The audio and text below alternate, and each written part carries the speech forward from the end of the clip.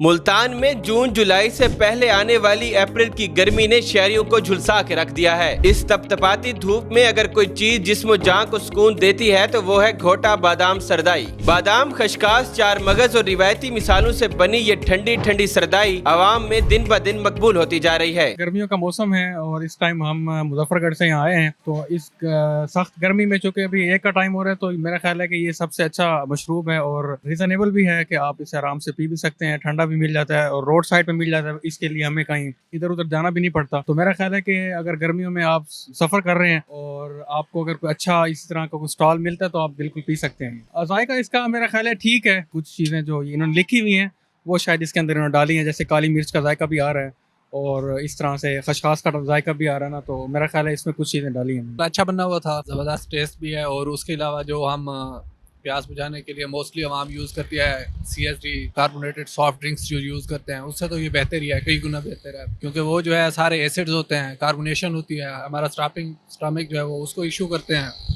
उससे ये मेरे हिसाब से बेहतर है।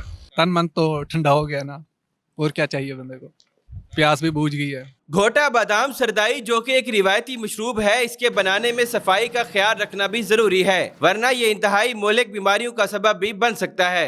लाला इसमें खसकास, बादाम, काली मिर्च, छोटी इलायची और चीनी डालते हैं। ये तकरीबन आधा घंटा लग जाता है इसे तैयार होके। ये लीटर का हिसाब नहीं होता, चीनी का हिसाब होता है। एक पानी में 3 किलो चीनी डालते हैं, उसका हिसाब करते हैं, लीटर का नहीं। तो 2 बाल्टी लग जाती है, कभी 2.5 लाख भी आती है।